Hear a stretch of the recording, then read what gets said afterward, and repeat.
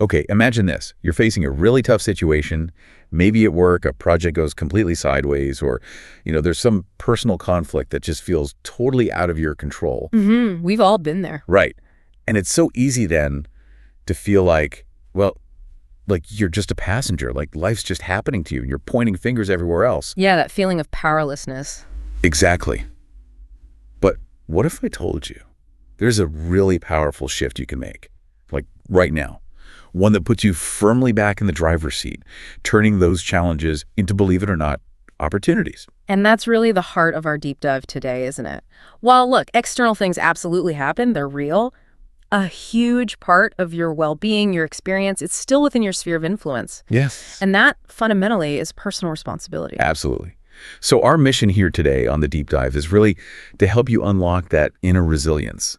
We're talking about embracing the real power of personal responsibility, and alongside that, emotional accountability. We've pulled together some really insightful stuff from, health, psychology, mental well-being fields, and we want to give you actionable things you can use to not just cope, but actually thrive every day. Think of it like reclaiming your agency. Yeah. Building that consistent path to empowerment, one step, one thought at a time. Exactly. Mindful thought, intentional action. Okay, so let's unpack this big idea first. Personal responsibility. We hear that phrase a lot. But what are we really talking about here? Well, at its core, it's about owning your stuff. Your thoughts, your emotions, your actions, recognizing the part you play in how things turn out. Right, your role, and then deliberately, taking steps to steer things positively. Now, like you said, this isn't about pretending external factors don't exist. They do. Systemic issues, other people's choices, undeniable. Sure. But it's about strategically focusing your energy where you do have power, where you have agency. Okay, so you might not control what someone else does. Exactly. Okay. But you absolutely control how you react to it. You don't choose every single thing that happens to you, but you definitely decide how you respond, how you interpret it. It's that belief, practiced daily, that you're the main architect of your own experience. Precisely. And this idea, it really comes alive when you link it with emotional accountability. Ah, okay. Tell me more about that connection. This is where emotional intelligence, EI, really meets personal responsibility. It's about being consciously aware of your emotions, accepting them, understanding why you feel what you feel, and then recognizing the very real impact those feelings have on your life, your work, your relationships. So owning the emotional response and what happens because of it. Yes, exactly. Taking ownership of the response and its consequences. It's not about squashing feelings down. No. Not at all. It's about choosing your response to those feelings. That leads to more intentional, more mindful behavior. And when you do that, well, you don't just feel better temporarily. You build resilience. You foster healthier connections. You navigate problems much more proactively. that's a really powerful link. Where do these ideas, personal responsibility, emotional accountability, where do they mainly come from? They've got deep roots in modern psychology. You see them a lot in things like CBT, cognitive behavioral therapy, positive psychology, and definitely in emotional intelligence research. Okay. They really took off as researchers started figuring out, okay, what are the key things that separate people who thrive when things get tough from those who kind of crumble? So it's not just like a self-help fad. Oh, definitely not. It's grounded in decades of studying how we tick, human behavior, resilience. It's solid stuff. And who really benefits most from actively using these principles? Is it for certain people or? Honestly, everyone. That's the beauty of it. It's universally applicable. Right. Yeah. Whether you're a professional juggling deadlines, a student under pressure, an entrepreneur facing constant uncertainty, or just, anyone dealing with life's everyday curveballs, these insights help. They're especially good if you're looking to deepen self-awareness, get a better handle on stress, make smarter, more emotionally intelligent choices.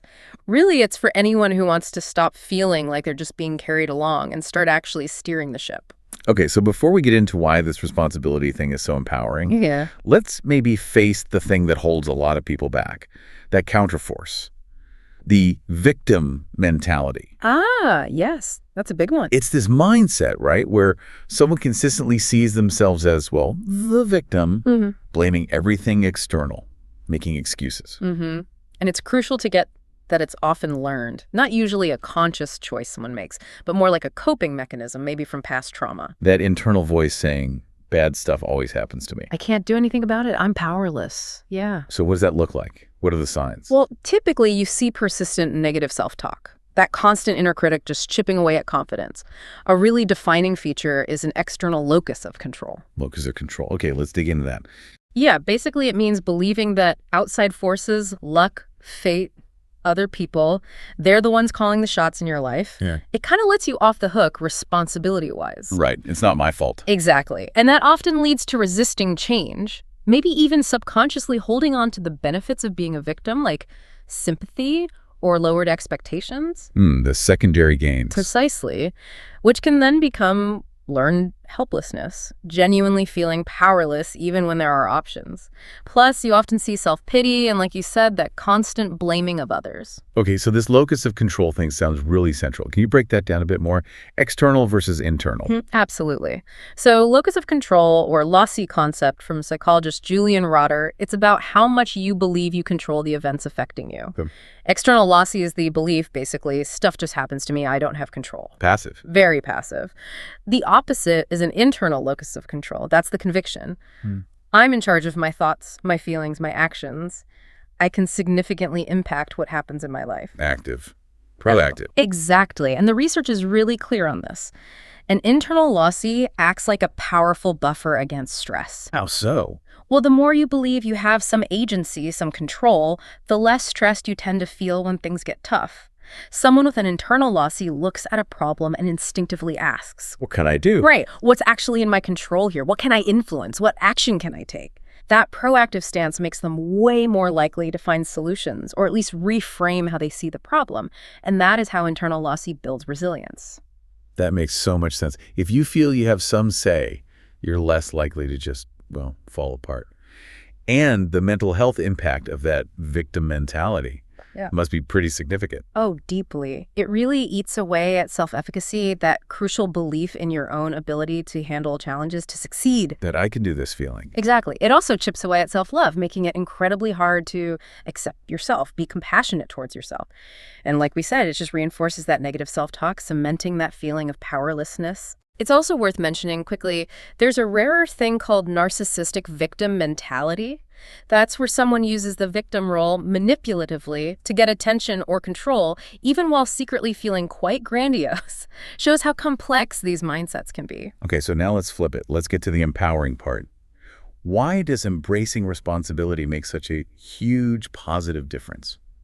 Well, first off, it gives you empowerment through control. Simple as that. When you actively take ownership, you reinforce the truth, and it is the truth that you do have influence over your emotions, your choices, your goals. Right, it fights that feeling of being just a pawn. Exactly. Think about, let's call our listener Alex, constantly stressed by work deadlines piling up, instead of just blaming the impossible workload or the boss. Which is easy to do. So easy. But shifting to responsibility might mean Alex looks inward and says, okay, maybe my time management isn't great, or maybe I haven't been clear about my boundaries. Finding their part in it. Yes. And that internal shift, that's where the power is. It lets Alex tackle the root cause, not just feel overwhelmed by the symptom. And that naturally leads to, I guess, building resilience, right? Directly. Life throws curveballs. That's a guarantee. Personal responsibility encourages you to see difficulties not as like dead ends, but as chances to learn something, to grow. Instead of freaking out and assuming the worst. Exactly. Instead of catastrophizing, blowing small things way out of proportion, responsibility means you actively look for ways to adapt, learn, figure it out. Think of Alex again, maybe dealing with low mood, taking small, purposeful actions like setting up a simple daily routine, making an effort to connect with a friend, maybe looking into therapy. Those aren't just coping. They're actively restoring a sense of control, paving the way for real healing. It also sounds like it forces you into more self-awareness. Oh, absolutely promotes it. You can't really take responsibility if you don't first see your own patterns, the good, the bad, the ugly. Reflecting on what triggers your emotions, those negative thought loops you get stuck in, unhelpful habits. That gives you the insight you need to make better choices. So if Alex notices, say, that before big presentations, he gets caught in really harsh self-criticism. Owning that inner dialogue allows him to challenge it, to say, okay, is that thought really true? And then practice reframing it. That's taking responsibility for the internal chatter. And lastly, it seems like this whole approach builds sustainable mental habits, not just quick fixes. Exactly. It's a long game, a commitment. When you consciously own your mental well-being, you're just far more likely to build routines that actually support you long-term. Like exercise, mindfulness, sleep. Yes, things like regular exercise, mindfulness practice, prioritizing good sleep. They stop being just things you should do and become fundamental parts of how you take care of yourself, building blocks for lasting change. Okay, so we get the why. It's powerful. Now, the big question for probably everyone listening, okay, how do I actually do this day to day? Right. Let's get practical. Daily empowerment strategies. Taking the reins. First up, cultivate self-awareness. How? Start simple. Just reflect. Notice your emotions during the day, what triggered them. Journaling can be huge here. Write about what you felt, why you think you felt it. Track patterns over time. Mindfulness helps too, even just a few minutes. Observing emotions without judging them. Just letting them be, and maybe ask someone you trust for feedback sometimes. Hey, how did I seem in that meeting? Sometimes others see things we miss. Okay, good starting points. Next. Managing emotions effectively. This is so key. Remember the core idea. Emotions aren't the problem. It's often our reaction that causes trouble. Right. Negative feelings can cloud everything. Like wearing dark, foggy glasses. So a really cool technique is the TV remote method. Okay, I'm intrigued. TV remote. Yeah.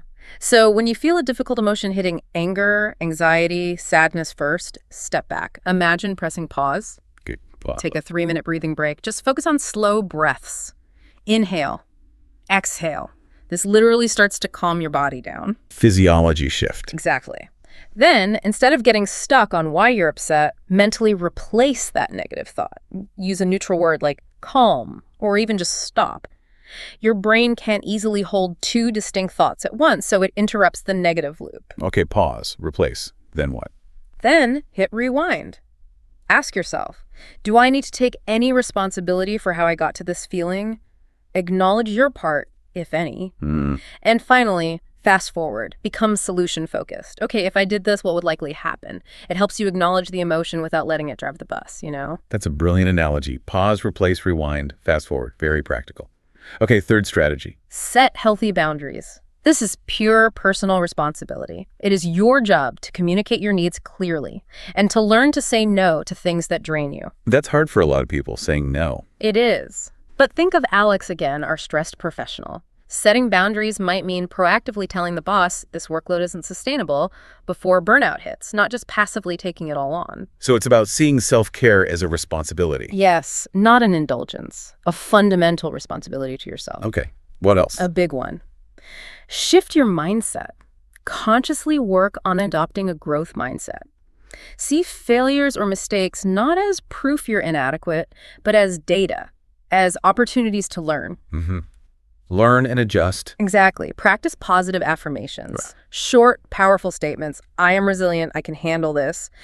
Say them to yourself, maybe even out loud, to actively counter that negative self-talk. Reprogramming the inner dialogue. Precisely. And embrace what's called pragmatic optimism. Pragmatic optimism, not just blind positivity. Right. It means focusing on the positive possibilities, hoping for the best, but also realistically managing the negatives, preparing for potential challenges. Okay, exactly. If Alex's company is restructuring, pragmatic optimism is hoping his role is safe while also dusting off his CV and doing some networking, just in case. Hope for the best, prepare for the worst. Exactly. And a key tip here, if you spot a potential negative coming, take some kind of concrete action within 3 days. Don't let it just sit there festering. Act quickly to maintain that sense of agency. Good tip. 3 days. Okay, final strategy. Seek support and accountability. And this comes in 2 flavors, from yourself and from others. How do you get accountability from yourself? Set realistic goals. Break big things down into small, manageable steps.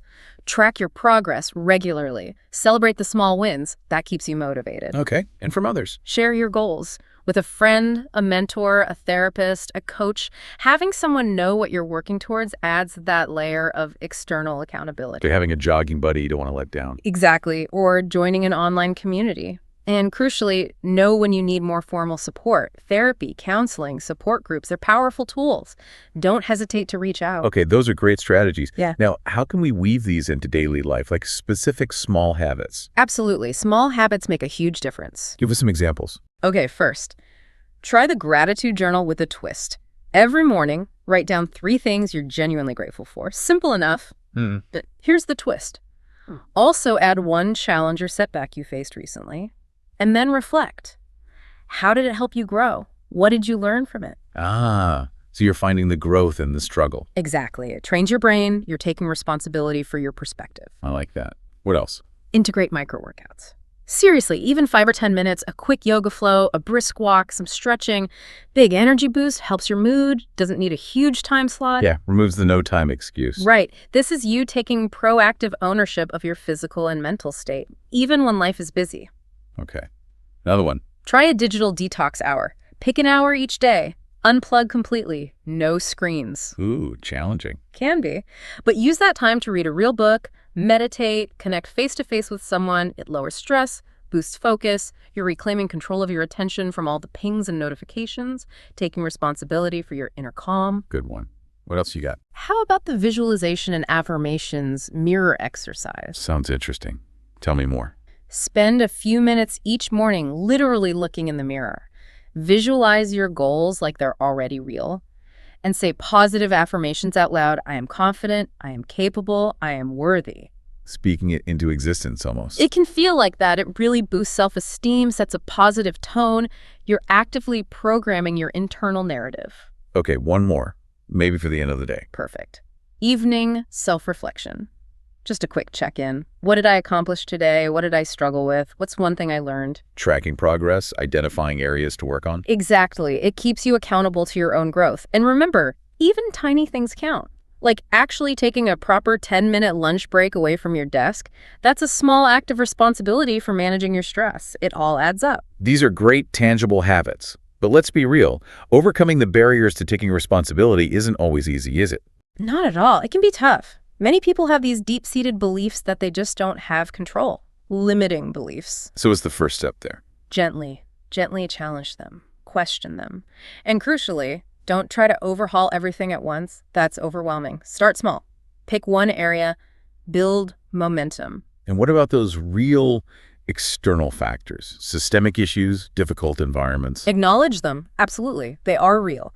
But see them as the context you're operating in, not as definitive excuses that paralyze you. Then pivot your focus back to, okay, given this context, where do I have agency?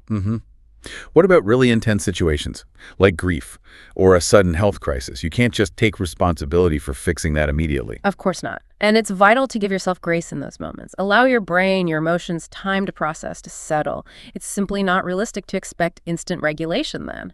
So responsibility comes later. Over time, yes. As that acute intensity lessens, you gradually regain the capacity to manage your thoughts, to consciously choose your responses again. It's a process. And what about blaming others? It feels kind of good sometimes, doesn't it? Understandable, at least. Understandable, yes. But ultimately, prolonged blame keeps you stuck. It reinforces that feeling of powerlessness. You hear people say, my parents messed me up, or that company ruined my career. Right. But think about it. How many people have endured truly awful things, yet have gone on to build incredibly fulfilling lives? Their stories prove that terrible circumstances don't have to define your future negatively. Sometimes adversity even fuels success. Often. For many, that adversity becomes the very thing that forges incredible resilience and drive. It really does seem to create a ripple effect, this whole idea, when you genuinely take responsibility for yourself. It's contagious. In a good way, it inspires people around you, family, colleagues, friends, to maybe consider their own agency. It can shift the whole culture in families, workplaces, communities. Mental health stops being this isolating struggle and becomes more of a collective journey of growth.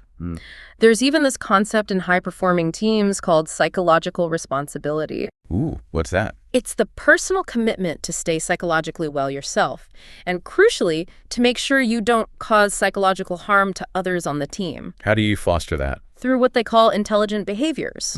Things like really listening, being attentive, having a positive attitude, using humor appropriately, encouraging others, handling conflict well, being reliable, and just showing basic humanity, empathy, compassion. Wow. So individual responsibility really scales up. It absolutely does. This whole journey then, embracing personal responsibility. It's clearly not a destination, is it? More like a way of traveling. Exactly. A continuous process, a mindset. But the rewards are huge. Resilience, real self-confidence, genuine well-being. It really is about getting in the driver's seat, programming your own GPS for life. You set the direction, you navigate the detours. Fundamentally, you are responsible for what you believe, what you say, and what you do. And once you truly get that, It's like having a sturdy kickstand for your bike. You don't need those emotional crutches as much. Sure, sometimes it feels easier to blame, but that quiet inner voice knows. Ultimately, it's always up to you to find your way forward. so we really want to encourage you, listening right now, just reflect for a moment. Is there one small area, just one thing, where you could choose to take a bit more ownership today, starting now? Remember, that path to positive mental well-being, it doesn't depend on perfect circumstances showing up. Nope.